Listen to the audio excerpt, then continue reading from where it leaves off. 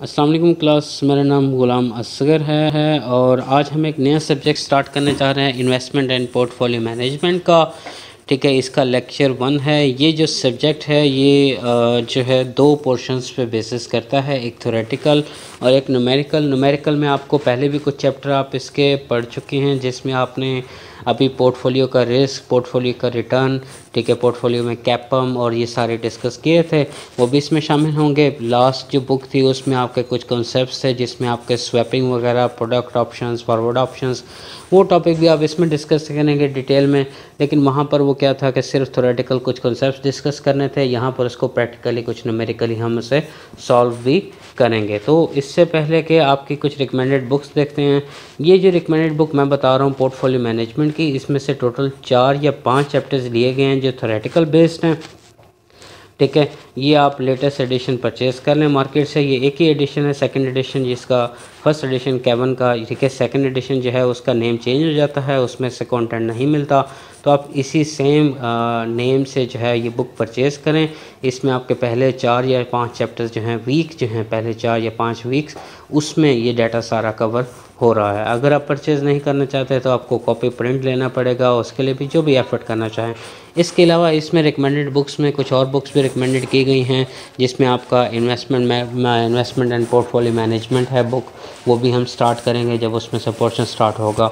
एक और interesting book इसमें ऑफ़र की गई है, जिसमें आपकी गाइडलाइन दी जाती हैं कि SECP में कौन कौन सी रेगुलेशंस हैं कि जब आप अपनी बिज़नेस को मार्केट में लेकर आएँ, ठीक है, या फिर आप शेयर को किस तरह से ट्रेड कर सकते हैं, या फिर आपकी स्टॉक एक्सचेंज जो है पाकिस्तान स्टॉक एक्सचेंज वो किस तरह से वर्क करती है।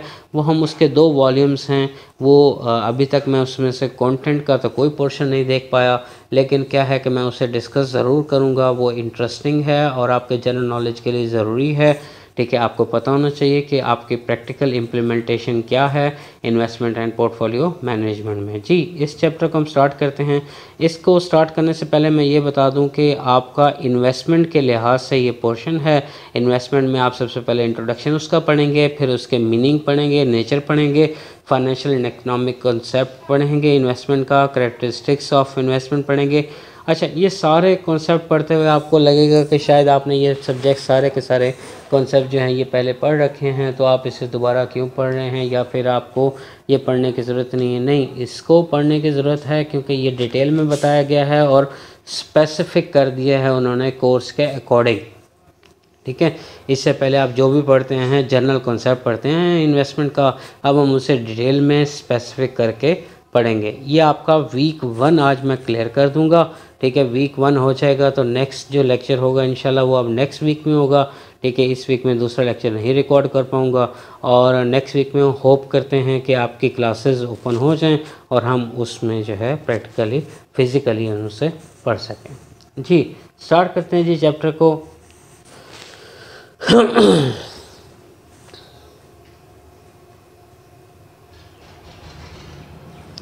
सबसे पहले इन्वेस्टमेंट कैसे कहते हैं जी। इन्वेस्टमेंट से पहले हम कुछ बेसिक कॉन्सेप्ट्स को देखते हैं, जिसमें हम ये कहते हैं कि कंजम्पशन देखते हैं, किसी भी कंजम्पशन। अगर मैं आपको ये बताऊं कि हम सबसे पहले हम कमाते क्यों हैं, मतलब हमें रोज़गार क्यों चाहिए, तो उसका बेसिक पर्पस जो नज़र आता है वो ये आता है कि हमें अपना लिविंग स्टैंडर्ड जो है वो हाई करना होता है, लिविंग स्टैंडर्ड हमारा मेंटेन करना होता है। उसके लिए क्या करते हैं, हम कमाते हैं। उसके लिए कमाते हैं, जिस चीज़ को हम जो कमाते हैं उसे इनकम बोला जाता है। अब इनकम जो है, कुछ इनकम का पार्ट जो है वो करंट कंजम्पशंस पे लगा दी जाता है और कुछ इनकम सेव कर ली जाती है फॉर द फ्यूचर कंजम्पशन। ठीक है, कुछ एक्सपेंसेस आपके उसी पीरियड के बेसिस पर होते हैं जिसमें आपने इनकम रिसीव की है, और कुछ इनकम का पार्ट आप क्या करते हैं, सेव कर लेते हैं फ्यूचर कंजम्पशंस के लिए। अब अक्सर लोग ये समझते हैं कि जो ये सेविंग्स हैं यही इन्वेस्टमेंट्स हैं। ये अभी मैंने कहा ना कि इनकम का कुछ पार्ट जो है वो आप कंज्यूम कर लेंगे और कुछ पार्ट आप सेव कर लेंगे। नहीं, ऐसा नहीं होता। सेविंग्स एक डिफरेंट चीज़ है और इन्वेस्टमेंट एक डिफरेंट चीज़ है। सेविंग्स तब जनरेट की जाती हैं जब एक पर्सन या फिर ऑर्गेनाइजेशन अपनी प्रेजेंट कंजम्पशन से कुछ पैसे बचाकर फ्यूचर यूज़ के लिए रख लेता है। अब जो बंदा फ्यूचर यूज़ के लिए कुछ सेविंग रख रहा है, ठीक है। अब वो क्या करता है कि उसे टेम्परेरी तौर पर रिपोजिटरी में सेविंग अकाउंट में डालता है। अब बैंक वाले क्या करते हैं, उसे ऑफ़र करते हैं कुछ रिटर्न के तौर पर कि जी आप तैयार कर रहे हैं फाइनेंशियल एक्सपेंडिचर को, तो हम उसे रिटर्न में कुछ पैसे आपको देंगे। ये क्या कहलाती है, इन्वेस्टमेंट कहलाती है। क्लियर है। अभी तक हमने 3 बातें डिसाइड की हैं। कौन कौन सी? पहली बात ये थी कि इनकम का कुछ पार्ट जो है वो आप कंजम्पशन के लिए रखते हैं, करंट कंजम्पशन के लिए, कुछ पार्ट आप फ्यूचर के यूज़ के लिए बचा लेते हैं। जो फ्यूचर के यूज़ के लिए आप पार्ट बचाते हैं उससे आप किसी न किसी सेविंग्स में रखते हैं। अब सेविंग्स की अगर डेफिनेशन बताऊं तो सेविंग्स कहेंगे कि सेविंग्स कहाँ से जनरेट होती हैं, जब पर्सन या ऑर्गेनाइजेशन क्या करता है, प्रेजेंट कंजम्पशन से बचाकर कुछ पैसे फ्यूचर यूज़ के लिए रख लेता है। ठीक है। अब जो फ्यूचर यूज़ के लिए रखता है वो उस पर कुछ ना कुछ रिटर्न भी एक्सपेक्ट करता है। उस रिटर्न को क्या कहा जाता है, इन्वेस्टमेंट बोला जाता है। अब आपके आउटलाइन का सेकंड पोर्शन जिसमें हमें meaning and nature of investment को डिस्कस करना है। तो इन्वेस्टमेंट एक एक्टिविटी है जिसमें वो लोग शामिल होते हैं जिन्होंने कुछ सेविंग्स कर रखी हो। अब लोग क्या करते हैं कि अपनी सेविंग्स को इन्वेस्टमेंट समझ लेते हैं, जबकि ऐसा नहीं होता। इन्वेस्टमेंट की एक्टिविटी जो है वो सेविंग से थोड़ी सी डिफरेंट है। कैसे डिफरेंट है?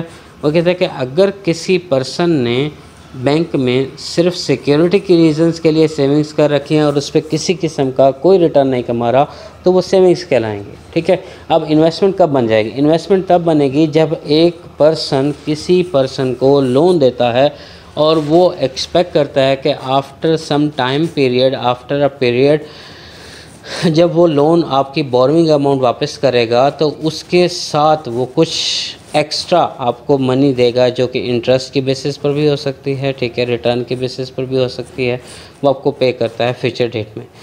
ये चीज़ जो होती है इन्वेस्टमेंट कहलाती है। अभी हम इन्वेस्टमेंट के कुछ और एग्जांपल्स भी देखेंगे। जी, दूसरी एग्जांपल देखें कि जैसे एक पर्सन एक इंश्योरेंस प्लान परचेज़ करता है बेनिफिट्स हासिल करने के लिए फ्यूचर में। देखें, आज अगर आप एक इंश्योरेंस करवाते हैं ना, तो आपसे वो कहते हैं कि आप 10 साल तक या 5 साल तक या 8 साल तक आप हमें प्रीमियम देते रहें, और जब फ्यूचर में आपकी एक्टिविटी होगी हम आपको इसका लमसम आपको प्रोवाइड करेंगे। आप कोई भी इंश्योरेंस प्लान देख लें, आपका शादी का इंश्योरेंस है, ठीक है, बच्चियों की शादी के लिए जहेज़ की इंश्योरेंस होती है, ठीक है, जब आप बेटे की शादी करेंगे तब आपको इंश्योरेंस को कैश करवा लेंगे। उसके अलावा एजुकेशन इंश्योरेंस होती है कि जब आपका बच्चा जो है पीएचडी के लिए कैंडिडेट बनता है या फिर एमफिल के लिए कैंडिडेट बनता है तो उसके लिए भी इंश्योरेंस होती है। यानी कहने का मकसद यह है कि बहुत से एस्पेक्ट्स ऐसे हैं जहाँ पर आपकी इंश्योरेंस जो है वो करवाई जा सकती है, और इंश्योरेंस एक इन्वेस्टमेंट में प्लान में आता है। ये हम बाद में डिस्कस करेंगे कि इंश्योरेंस जो है ये लीगल वो इस्लामिक तौर पर जायज़ है या नहीं है। चलें, हम उसे अभी डिस्कस कर लेते हैं क्योंकि ये सवाल ज़रूर उठने वाला है।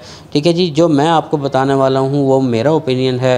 मैं आपको बता दूँ कि इंश्योरेंस कंपनीज़ क्या करती हैं कि वो पूल ऑफ फंड्स का कॉन्सेप्ट यूज़ करती हैं। पूल ऑफ फंड्स का कॉन्सेप्ट क्या होता है कि वो इंडिविजुअली आप लोगों से कुछ पैसे कलेक्ट कर लेती हैं, और वो पैसे कलेक्ट करने के बाद कलेक्टिवली किसी न किसी कंपनी में, किसी स्टॉक एक्सचेंज में इन्वेस्ट करके उस पर प्रॉफिट कमाती हैं, और जब वो प्रॉफिट कमाती हैं उसी प्रॉफिट का वो हिस्सा आपके साथ शेयर करती हैं। इस तरह से वो कहते हैं ये एक लीगलाइज मनी है। लेकिन ये इल्लीगल तब बन जाता है जब हमें ये नहीं पता चलता कि उन्होंने ये पैसा कहाँ पर इन्वेस्ट किया है। अच्छा, लास्ट टाइम ऐसा हुआ कि तकी उस्मानी साहब से फतवाहत लिए गए, और उन फतवाहत के मुताबिक कुछ इंश्योरेंस की कुछ शेप्स ऐसी थी जिन्हें बताया गया कि ये जी लीगल हैं इस्लामिक तौर पर तकाफुल के नाम से, ठीक है, ये सारे इंश्योरेंस। उसमें क्या किया गया, उन्होंने कंपनीज़ की लिस्ट दी। अब कंपनीज़ की जब लिस्ट दी गई तो हमारे एक टीचर का कहना था कि वो कंपनीज़ की लिस्ट में 3 से 4 कंपनियां तो ऐसी थी जिन्हें हम सब जानते हैं, जैसे कि एचबीएल हो गया, नेस्ले हो गया, या फिर जो फेमस कंपनीज़ हैं पाकिस्तान की।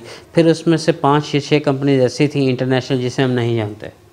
ठीक है, तो फिर हम क्लियर नहीं कर पाते कि वो पैसा जो हमने उससे कमाया है वो लीगल है या नहीं है। ठीक है जी। अब ये था इंश्योरेंस का, ये भी एक इन्वेस्टमेंट कहलाते हैं। दूसरा देखें, इन्वेस्टमेंट की अगर हम अब ट्रिकी पॉइंट देखें या फिर उसका कॉन्सेप्ट देखें, तो इन्वेस्टमेंट तब बन जाएगी जब जिसमें हम फंड्स लगाएंगे with the aim of achieving additional income और growth in the values. Growth in the value से मुराद क्या है? देखें, हम इन्वेस्ट करते हैं प्रॉपर्टी में, हम एक बिल्डिंग परचेज़ करते हैं, वो बिल्डिंग आज 35 लाख की है, अगर 1 साल बाद मैं उसे सेल आउट करूँगा, हो सकता है वो 60 की हो जाए। तो ये जो ग्रो इन वैल्यू है वो मुझे क्या है कि इन्वेस्टमेंट के तौर पर शामिल होता है। अब ज़रूरी नहीं होता कि अब जब भी इन्वेस्टमेंट के बारे में हमने ये डिसाइड कर लिया कि जब भी एक इन्वेस्टमेंट की जाएगी, जब भी बंदा एक सेविंग करने वाला अपने पैसे इन्वेस्ट करेगा तो उससे कुछ न कुछ रिटर्न को एक्सपेक्ट करेगा। अब एक्सपेक्टेशंस की जब बात करें तो रिटर्न जो आप एक्सपेक्ट कर रहे हैं लाजमी नहीं होता कि जितना आप एक्सपेक्ट कर रहे हैं उतना हो, या फिर वाकई ही पॉजिटिव रेट ऑफ रिटर्न हो। नेगेटिव भी हो सकता है, लॉस भी हो सकता है, इन्वेस्टमेंट डूब भी सकती है। अब इस वेरिएशन को जो एक्चुअल रिटर्न से एक्सपेक्टेड रिटर्न से एक्चुअल रिटर्न की तरफ आती है, उस वेरिएशन को बोला जाता है रिस्क। अब किसी भी इन्वेस्टमेंट में 2 फैक्टर्स लाजमी शामिल होते हैं, रिस्क एंड रिटर्न का।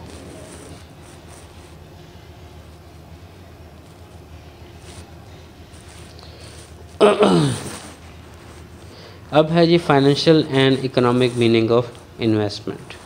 अभी हमने जो नेचर एंड इन्वेस्टमेंट देखी उसकी, और उसके बाद हम 1 सेकेंड ज़रा रुकिएगा, मैं प्रीवियस स्लाइड्स जो हैं मीनिंग ऑफ इन्वेस्टमेंट हो गया, ठीक है जी। अब हम क्या है financial and economic meaning of investment. अब इस टॉपिक का क्या मतलब है? अब वो कहता है कि जो इन्वेस्टमेंट है इसका फाइनेंस की फील्ड में अलग डेफिनेशन है और इकोनॉमिक्स की फील्ड में अलग डेफिनेशन है। जिस बंदे ने फ़र्स्ट टाइम फाइनेंस के कॉन्सेप्ट्स दिए थे वो इकोनॉमिक्स डिपार्टमेंट का ही था, इसीलिए जो एक फाइनेंस के बंदे होते हैं उन्हें इकोनॉमिस्ट ही बोला जाता है कि वो इकोनॉमिस्ट ही थे जिन्होंने फाइनेंस की बुनियाद रखी।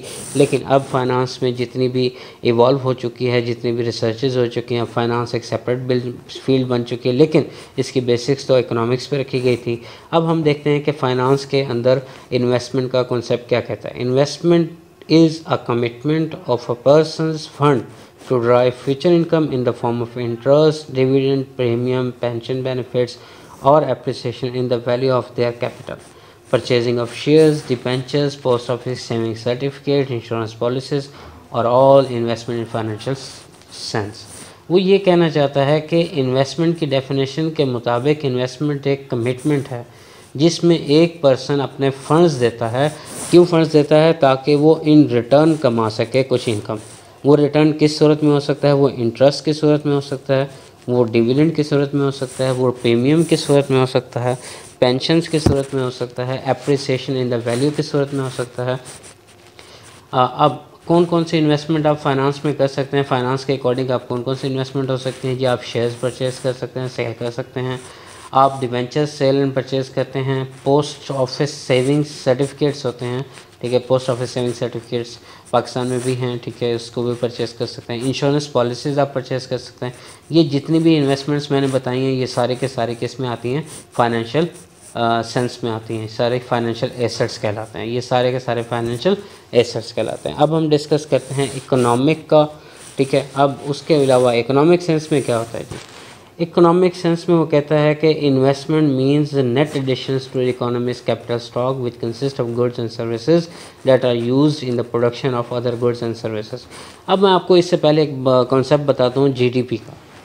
जीडीपी का कॉन्सेप्ट क्या कहता है? Gross domestic product. कभी आप सर्च करें तो वो कैसे मिलती है? वो कहते हैं जी जितनी भी मुल्क के अंदर गुड्स एंड सर्विसेज प्रोड्यूस की गई हैं उनकी प्राइसेस को जमा कर दिया जाता है। उनको जमा करने के बाद उससे कहा जाता है कि ये ग्रॉस डोमेस्टिक प्रोडक्ट है। अब जब आप इन्वेस्टमेंट का इकोनॉमिक सेंस में मीनिंग ढूंढ रहे हैं तो वो कहता है कि जो भी आप इन्वेस्टमेंट कर रहे हैं वो गुड्स एंड सर्विसेज में कर रहे हैं जो कि यूज़ की जाएगी इन्वेस्टमेंट दूसरी प्रोडक्ट्स को प्रोड्यूस करने में और सर्विसेज को प्रोड्यूस करने में, ठीक है। इस इन्वेस्टमेंट में इसमें यह बताया गया कि जो भी आप इन्वेस्टमेंट करते हैं उससे न्यू प्रोडक्शन क्रिएट की जाती है, नई फॉर्म क्रिएट की जाती है। जैसे अगर आपने कैश लगाया, आपने एसेट्स परचेज़ किया, आपने प्लांट परचेज़ किया, मशीनरी परचेज़ की, आपने प्लांट परचेज़ करने के बाद उससे क्या जनरेट किया? इन्वेंट्रीज जनरेट की, ठीक है। एक इन्वेस्टमेंट से दूसरा एसेट ख़रीदा और एसेट से दूसरे एसेट्स को जनरेट करते गए। तो अगर मैं इन शॉर्ट बताना चाहूँ तो फाइनेंस में जो होता है वो फाइनेंशियल एसेट्स कहलाते हैं और इकोनॉमिक्स में सारे फिजिकल एसेट्स कहलाते हैं। दो तरह के इन्वेस्टमेंट्स हैं, दोनों के दोनों आपस में रिलेटेड भी हैं और डिपेंडेंट भी हैं, कैसे बोला कि हम फाइनेंशियल सिस्टम के थ्रू, फाइनेंस के सेंस के थ्रू आप जब इन्वेस्ट करते हैं, आप शेयर्स खरीदते हैं किसी भी कंपनी के, कंपनी को फंड्स मिलते हैं, कंपनी वो फंड्स कहाँ लगाती है, प्लांट में लगाती है, प्लांट क्या करता है तो उसे एसेट्स जनरेट करता है। तो आप क्या कर रहे हैं कि आप एसेट्स, फाइनेंशियल एसेट्स या फिर फिजिकल एसेट्स में इन्वेस्ट कर रहे हैं। ठीक है, अगर आप फाइनेंशियल एसेट में इन्वेस्ट करेंगे तो वो फिजिकल एसेट में कन्वर्ट होगा, अगर फिजिकल एसेट में कन्वर्ट करेंगे तो आपको रिटर्न फाइनेंशियल एसेट्स में देगा। अब हम ये देखते हैं जी किसी भी इन्वेस्टमेंट की करैक्टरिस्टिक्स क्या हैं, कि जब भी आप इन्वेस्टमेंट का कॉन्सेप्ट डिस्कस करने लगें तो कौन कौन सी ऐसी करैक्टरिस्टिक्स हैं जो उसमें मौजूद होनी चाहिए। सबसे पहली करैक्टरिस्टिक्स है रिटर्न। रिटर्न से मुराद कि जो भी कंपनी या फिर पर्सन या ऑर्गेनाइजेशन जब भी कोई इन्वेस्ट करता है तो वो इन रिटर्न आपसे, वो उसके बदले में कुछ ना कुछ रिटर्न मांगता है। वो रिटर्न आपका, हमने डिस्कस किया कि डिविडेंड हो सकते हैं, हमने डिस्कस किया कि वो इंटरेस्ट हो सकता है, प्रीमियम हो सकते हैं, ठीक है, एप्रिसिएशन हो सकती है, वो किसी भी सूरत में हो सकता है। अगर हम फाइनेंशियल एसेट्स की बात करें तो रिटर्न हमेशा दो सूरतों में आता है। पहला सूरत होता है डिविडेंड का और दूसरा होता है कैपिटल एप्रिसिएशन का।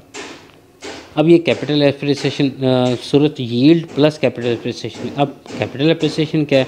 कैपिटल एप्रिसिएशन कहते हैं बेटा कि चेंज इन द प्राइसेस, वो प्राइस जिसमें आपने एसेट को परचेज़ किया था और वो प्राइस जिसमें आप सेल कर रहे हैं, उन दोनों का डिफरेंस, वो कैपिटल एप्रिसिएशन भी हो सकती है, डेप्रिसिएशन भी हो सकती है। मतलब क्या है, एग्जांपल देता हूँ, एक शेयर है जो आपने 100 का परचेज़ किया था, अब आपने 110 का सेल किया है, तो इसकी जो डिफरेंस आता है वो आता है +10, यानी आपने 10 रुपीज़ इससे कमाए हैं कैपिटल एप्रिसिएशन के तहत। अगर आपने 100 का परचेज़ किया था और 90 का सेल किया तो 10 माइनस में आता है, तो ये कैपिटल डेप्रिसिएशन बन जाती है। तो ये आपका एक रिटर्न की फॉर्म है। दूसरी फॉर्म जो है वो यील्ड है। यील्ड से मुराद वो डिविडेंड या इंटरेस्ट है जो आपने इन्वेस्टमेंट के बदले में रिसीव किया है। अब डिफरेंट टाइप ऑफ इन्वेस्टमेंट जो प्रॉमिस करती हैं डिफरेंट टाइप्स ऑफ रिटर्न, ठीक है। किसी भी इन्वेस्टमेंट पे जो आप रिटर्न कमाते हैं वो नेचर ऑफ द इन्वेस्टमेंट पे डील करता है और डिपेंड करता है, मैच्योरिटी पीरियड पे डिपेंड करता है, और बहुत से फैक्टर्स होते हैं मार्केट में जिस पे डिपेंड करता है, जैसे मुल्क की इकोनॉमी होगी, इन्फ्लेशन रेट हो गया, अनएम्प्लॉयमेंट रेट हो गया, इकोनॉमिक स्टेबिलिटी होगी, आपकी जो गवर्नमेंट स्टेबिलिटी होगी, ठीक है। ये सारी चीज़ें इफ़ेक्ट करती हैं आपकी इन्वेस्टमेंट के रिटर्न को। अब दूसरा फैक्टर है रिस्क का। किसी भी इन्वेस्टमेंट में रिस्क भी शामिल होता है। रिस्क किसे कहते हैं? रिस्क कहते हैं जी वेरिएबिलिटी ऑफ रिटर्न्स को, ठीक है। अब रिटर्न्स अक्सर हम रिस्क समझते हैं कि रिस्क लॉस को कहते हैं, और ये लॉस की ही डेफिनेशन है, जबकि ऐसा बिल्कुल भी नहीं है। रिस्क के मुराद ये होता है कि जो भी फैक्टर्स हैं, अब रिस्क मुराद ये होता है कि जो भी रिटर्न आप एक्सपेक्ट कर रहे हैं वो एक्चुअल से कितना वेरिएट करता है, उसे हम रिस्क कहते हैं, ठीक है। अब कुछ सिक्योरिटीज़ ऐसी होती हैं जो बिल्कुल रिस्क लेस होती हैं, उनमें कोई भी रिस्क शामिल नहीं होता, जैसे गवर्नमेंट सिक्योरिटीज़। अच्छा, फिर आप उससे प्रॉफिट कैसे कमाते हैं? आप प्रॉफिट उससे कमा सकते हैं जब आप उससे परचेज़ करते हैं तो आप उससे डिस्काउंट पर परचेज़ करते हैं, जब आप उससे वापस करते हैं तो आप उससे पार वैल्यू पे सेल करते हैं, तो जो भी आप उससे पैसे कमाते हैं प्रीमियम के तौर पर, वो आपका रिटर्न बन जाता है। किसी भी इन्वेस्टमेंट का रिस्क जो है वो डिपेंड करता है उसकी मैच्योरिटी पीरियड पर। जितना ज़्यादा मैच्योरिटी पीरियड लंबा होगा उतना ही रिस्क ज़्यादा होगा। जितनी ही बोरोवर की क्रेडिट वर्थनेस ज़्यादा होगी, कम होगी, उतना ही रिस्क कम होगा। फिर उसके बाद नेचर ऑफ द इन्वेस्टमेंट पे डिपेंड करता है, ठीक है। इंटरेस्ट जो है ओनरशिप सिक्योरिटीज़ पे रिस्क हायर होता है, bonds and securities, bonds and debenture पे रिस्क कम होता है। अगर मैं नॉर्मली अगर सारी बातों को सम अप करना चाहूँ तो अगर आप हाई रिस्क लेंगे तो रिटर्न भी हाई होगा, अगर लो रिस्क लेंगे तो रिटर्न भी लो होगा। नेक्स्ट है जी safety of an investment. Safety of investment किसे कहते हैं जी? Implies the certainty of return of capital without loss of money और टाइम। अभी आप रिस्क की बात कर रहे थे, तो सेफ्टी ऑफ इन्वेस्टमेंट ये होता है कि आप एक ऐसे टाइम पीरियड में आ जाएं, एक ऐसे जोन में आ जाएं जिससे आपकी इन्वेस्टमेंट अपना पैसा ना खो दे, लॉस ऑफ मनी और टाइम भी ज़ाया ना हो। Safety and another feature which an investor desire for his investment. Every investor expect to get back his capital on maturity without loss और विदाउट डिले। जी नेक्स्ट है लिक्विडिटी। लिक्विडिटी किसे कहते हैं? लिक्विडिटी कहते हैं जी वो तमाम एसेट जो जितना ज़्यादा इजीली कन्वर्टेबल हों टू द कैश, ठीक है। एसेट की convertibility into the cash called liquidity. अब लिक्विडिटी जो हाई लिक्विड होते हैं वो उतना जल्दी कैश में कन्वर्ट हो जाते हैं, जो लिक्विड लो लिक्विड होते हैं जिनकी लिक्विडिटी लो होती है वो लेट जो है कन्वर्ट होते हैं कैश में। जैसे आपके शेयर्स हैं तो शेयर्स ऑन द स्पॉट फ़ौरन ही, बैंक डिपॉजिट्स हैं, कंपनी डिपॉजिट्स हैं, ये तमाम के तमाम मार्केटेबल हैं और इजीली कन्वर्टेबल हैं किसमें, कैश में। अब आपके प्रेफर्ड स्टॉक जो डिबेंचर्स हैं ये मार्केटेबल ज़रूर हैं लेकिन इतना ईजी नहीं है इनके बायर्स ढूंढना, इतना ईजी नहीं है इन्हें सेल आउट करना मार्केट के अंदर, तो इसे कहते हैं लिक्विडिटी। अब आपका ये पूरा लेक्चर कंप्लीट हो चुका है जिसमें आपने आउटलाइन के मुताबिक आपका फर्स्ट वीक डिस्कस किया मैंने। नेक्स्ट लेक्चर में इंशाल्लाह सेकंड वीक, और आप इस लेक्चर को सुने और सुनने के बाद इसके जो भी क्वेश्चंस हो उन्हें नोट कर लीजिएगा।